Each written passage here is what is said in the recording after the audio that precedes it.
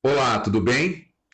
Em razão da propagação do novo coronavírus, que gera a doença Covid-19, a Organização Mundial da Saúde, a OMS, decretou, ou melhor, declarou, que o mundo vive um caso de pandemia. Essa não é a primeira vez que a civilização humana enfrenta caso de pandemia. Nós tivemos a pandemia da peste negra, né, da peste bubônica, nos anos de 1443 a 1453, e que matou de 40 a 200 milhões de pessoas. Também tivemos a gripe espanhola, a gripe de 1918, e agora sofremos uma nova pandemia, a pandemia do novo coronavírus. Se você quiser compreender as questões jurídicas e o diagnóstico do direito penal a respeito das infrações penais possíveis nesses casos de pandemia, então deixe o seu like, se inscreva no canal e vamos para a análise jurídica.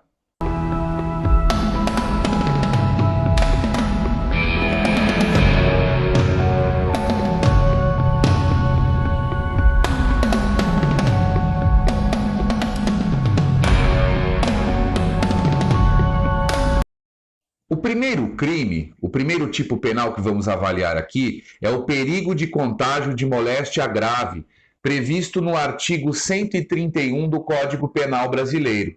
Vamos ver a redação desse tipo penal, que está no capítulo dos crimes de periclitação da vida e da saúde. Veja só, o artigo 131 diz assim: praticar com o fim de transmitir a outrem moléstia grave de que está contaminado. Ato capaz de produzir o contágio. Pena: reclusão de 1 a 4 anos e multa. Trata-se de um crime de perigo à pessoa determinada. Né? Nessa situação, o agente tem que agir com dolo direto de praticar com o fim de transmitir a outrem a moléstia grave. A doutrina tem dito, por exemplo, o professor Júlio Fabrini Minabetti, que esse tipo penal contém uma norma penal em branco, haja vista que não diz o que é moléstia grave. Com a devida vênia, nós não concordamos com essa posição. Adotamos a posição do professor César Roberto Bittencourt, no sentido de que a expressão moléstia grave deve ser considerado um elemento normativo do tipo. Esse é um tipo penal considerado anormal, porque além do dolo genérico, ele possui um elemento subjetivo especial, que é a finalidade de transmitir a moléstia. E, além disso, o conceito moléstia grave deve ser considerado um elemento normativo do tipo, que exige um juízo de valoração por parte do magistrado. Porque moléstia grave, o conceito de moléstia grave, não pode decorrer apenas de atos oficiais do Ministério da Saúde ou, eventualmente, de um outro órgão público. Na verdade, o conceito de moléstia grave decorre dos estudos da medicina, por isso o juiz deve valorar esse elemento normativo do tipo. Entendemos que a Covid-19 pode ser considerada assim uma moléstia grave, a depender do caso concreto, porque em algumas situações, principalmente para as pessoas, e não são poucas, que fazem parte do grupo de risco, ela pode conduzir à morte. Portanto, é uma moléstia grave. O tipo penal faz referência a praticar qualquer ato capaz de produzir o contágio, aperto de mão, um beijo lascivo, ou eventualmente um espirro, né? Um espirro, tossida, enfim, qualquer ato capaz de produzir o contágio. Além disso, a gente tem que praticar a conduta com o fim, e aí é a finalidade especial, de transmitir a moléstia. E aí também concordamos com o professor César Roberto Bittencourt, no sentido de que este tipo penal não é afastado por eventual crime de lesão corporal lá do artigo 129 do Código Penal. Por quê? Esse não pode ser considerado um tipo subsidiário do de lesão corporal, haja vista que o contágio da moléstia grave caracterizará, para além da consumação, o mero exaurimento do crime. Então, o crime está consumado com a situação de perigo concreto, de perigo efetivo. Mas se o contágio se efetivar, haverá o mero exaurimento do delito. Haja vista que a pena do tipo penal em análise é maior que do caput do artigo 129, ou seja, de lesão corporal leve. Então, nós entendemos data máxima vênia, que o artigo 131 do Código Penal, seguindo a doutrina do Bittencourt, não é norma penal em branco. Ele só tem um elemento normativo, que é a moléstia grave.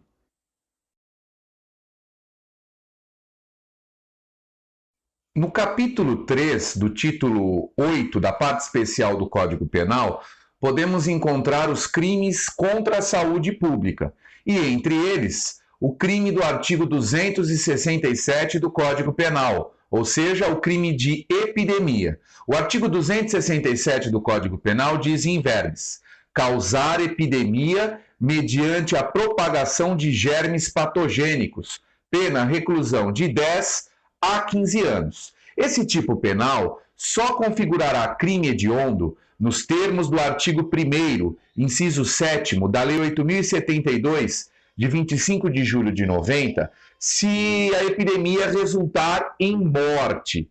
O crime de epidemia é considerado por parcela da doutrina como um crime de perigo concreto, para outros um crime de dano, porque é necessário que várias pessoas tenham sido atingidas, tenham sido contaminadas pela propagação dos germes patogênicos. Germe patogênico é um elemento normativo do tipo que exige valoração.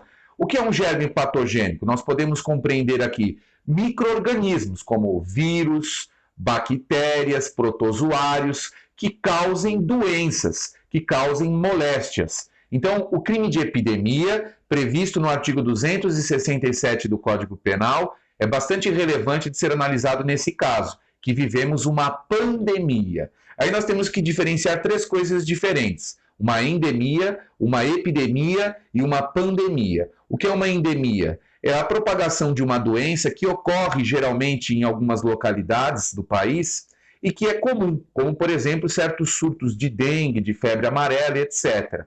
E geralmente por circunstâncias naturais. Já a epidemia é causada pela ação do ser humano e a propagação desses germes que colocam em risco a saúde pública. A palavra, o vocábulo pandemia, pan, que vem de tudo, engloba o mundo todo. Quando muitos países, vários países, são atingidos por uma epidemia, nós damos o nome de pandemia, que é o que vivemos aqui com o novo coronavírus. É interessante salientar que no caso da pandemia do novo coronavírus, que gera a doença Covid-19, nós já temos a realidade factual da epidemia, sobretudo da pandemia. Portanto, em tese, nós já temos o resultado típico. O que nós não temos é o sujeito ativo, a autoria. Se o crime foi doloso, nos termos do caput do artigo 267, ou na modalidade culposa do parágrafo 2º do mesmo artigo 267. Nem sabemos se houve dolo ou culpa, portanto, se há um crime de epidemia. Por isso é muito difícil imputar a alguém a prática desse delito, pois a epidemia, ou melhor, a pandemia, já é algo real, já é algo presente aqui no Brasil, diante dos inúmeros casos de infectados e, sobretudo, de mortes.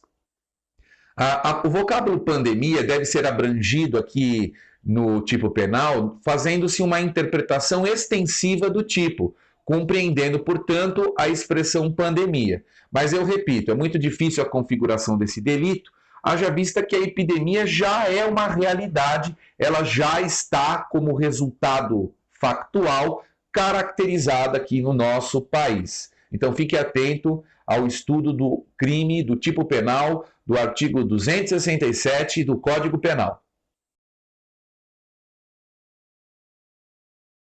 Além dos tipos penais salientados há pouco, existe um outro crime contra a saúde pública que tem gerado bastante divergência e polêmica, inclusive nos meios midiáticos, que é o crime do artigo 268 do Código Penal, um dos inúmeros crimes contra a saúde pública. Vamos ver aqui a redação do tipo penal do artigo 268 do Código Penal. Veja só: infração de medida sanitária preventiva. A infração de medida sanitária preventiva é o crime que será analisado agora. Diz o artigo 268 do Código Penal, veja só: infringir determinação do poder público destinada a impedir introdução ou propagação de doença contagiosa. Pena: detenção de 1 mês a 1 ano e multa. O parágrafo único ainda salienta que a pena é aumentada de 1/3 se o agente é funcionário público, se o agente é funcionário da saúde pública ou exerce a profissão de médico, farmacêutico, dentista ou enfermeiro. Esse tipo penal é classificado pela doutrina como um crime de perigo abstrato. Significa que violar, infringir a determinação do poder público para impedir o contágio não exige efetivamente um contágio, basta que o agente desrespeite, que ele inobserve, que não respeite as determinações do poder público para impedir o contágio ou para impedir a entrada da doença no nosso país. Então é um crime de perigo abstrato. Além disso, é importante frisar que a doutrina em geral vai dizer que esse tipo penal caracteriza-se como norma penal em branco, ou seja, uma norma penal que busca complemento de validade em outras normas. Interessante aqui salientar que nós constatamos, fazendo a pesquisa, que é um caso aqui em específico de norma penal em branco homogênea heterovitelina, ou seja, busca complemento de validade em uma norma, em uma lei ordinária que trata do direito administrativo e, ao mesmo tempo, é uma norma penal em branco heterogênea, pois depende de complemento de atos administrativos, como resoluções, portarias e etc. Quais são as normas que temos que aplicar no caso para entender a tipificação do delito? Nós temos as seguintes normas. Nós temos o artigo 268, que é a norma penal em branco. Nós temos também a Lei 13.979, de fevereiro de 2020, que regulamentou especificamente as questões referentes à pandemia do novo coronavírus. Nós temos também que avaliar a portaria, salvo engano, portaria 356 de 2020 do Ministério da Saúde. E, por fim, a portaria interministerial, que envolve o Ministério da Justiça, em conjunto com o Ministério da Saúde, portaria interministerial número 5 de 2020. Então, essas são as normas administrativas que temos à disposição para verificar a tipificação de um eventual delito aqui de infração de medida sanitária preventiva, lá do artigo 268 do CP.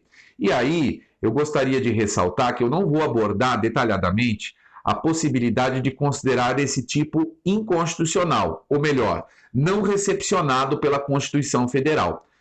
E por que eu digo isso? Porque, aparentemente, esse tipo penal viola o subprincípio da taxatividade, ou seja, de que a norma penal deve ser clara, precisa, que não pode ser genérica.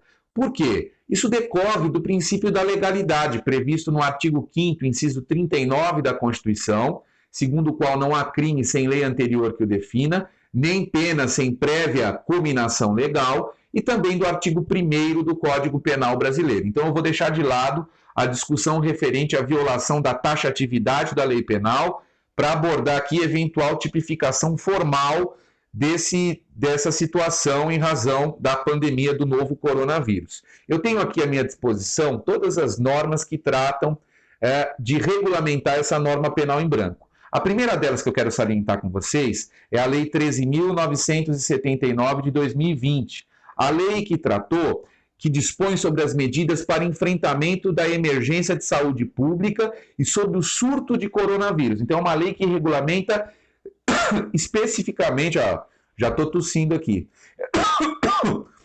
cuidado, né? Cuidado com a pandemia, estamos à distância, não se preocupe, né? Então nós temos aqui uma medida de enfrentamento de emergência de saúde pública que é regulamentada pela Lei 13.979.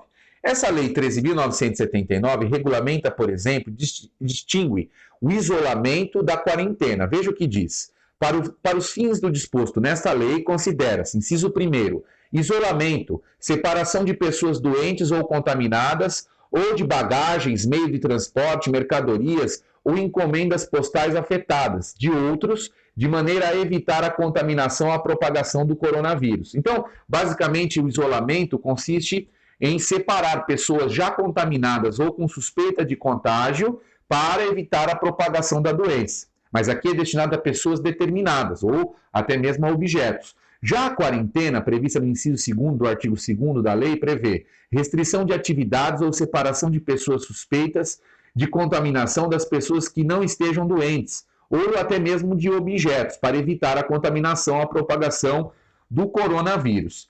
Para adotar as medidas preventivas e sanitárias para evitar o contágio do coronavírus, o artigo 3º dessa lei diz que, para o enfrentamento de emergência, as autoridades podem adotar várias medidas: o isolamento, a quarentena, a eventual realização de exames compulsórios, como exames médicos, testes laboratoriais, coleta de amostras clínicas, etc.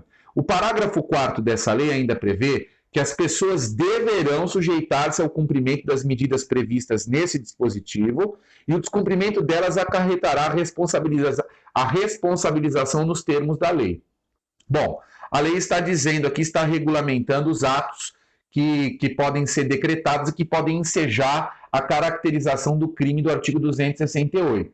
Mas nós temos ainda que nos dirigir à Portaria 356 de 2020 do Ministério da Saúde, né? E essa portaria, ela regulamenta, por exemplo, o isolamento e também regulamenta a quarentena. Por exemplo, o isolamento, a medida de isolamento somente pode ser determinada por prescrição médica e pode durar por um prazo máximo de 14 dias, sendo possível a sua prorrogação em caso de risco de contágio. Essa medida de prescrição médica deve ser avisada para a pessoa deve ser avisada que ela está em isolamento. Então, a violação desse isolamento é que caracterizará o crime do artigo 268.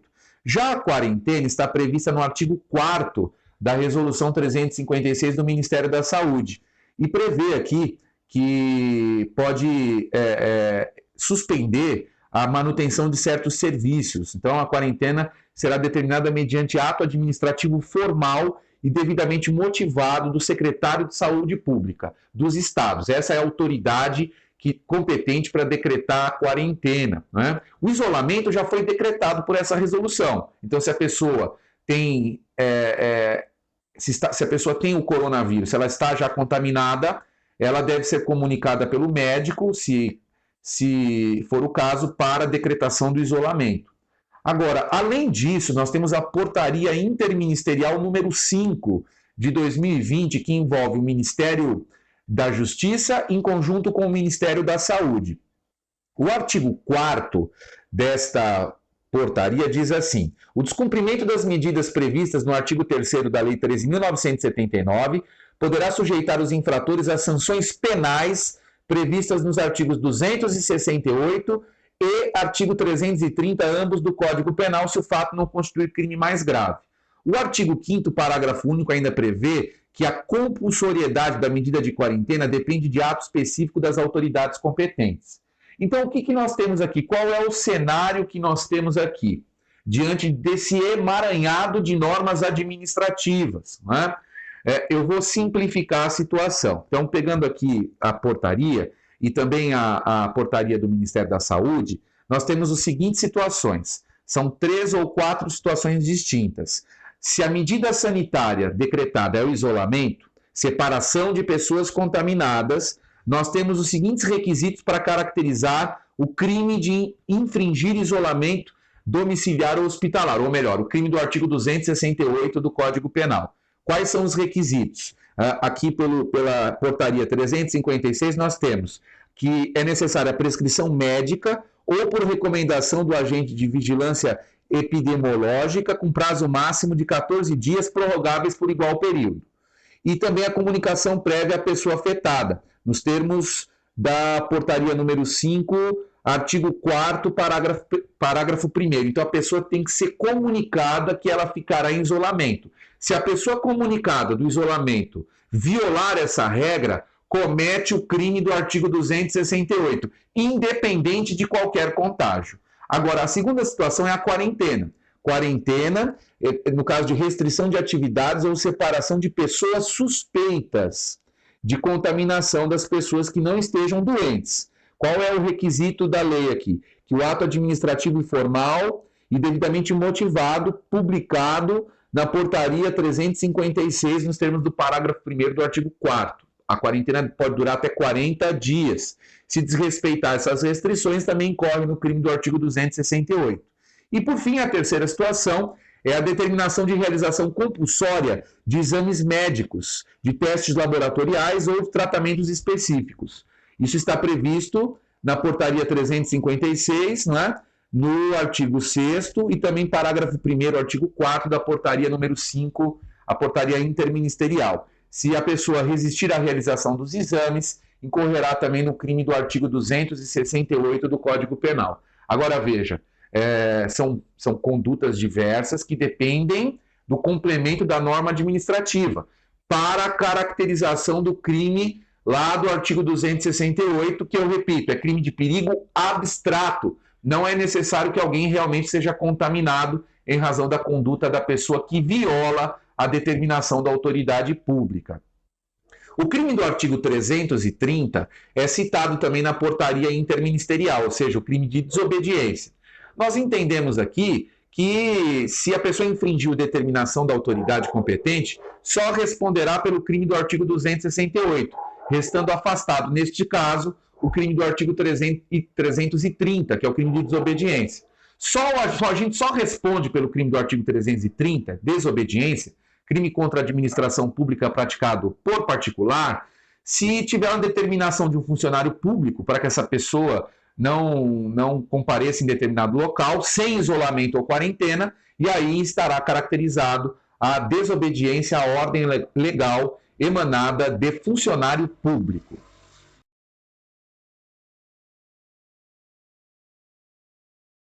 Como professor de direito penal, de direito processual penal, a minha recomendação para você é: fique em casa, proteja-se do contágio, pois mesmo que você não faça parte do grupo de risco, você pode conduzir, pode levar, pode propagar essa doença para outras pessoas que possam sofrer até mesmo a morte em razão da contaminação.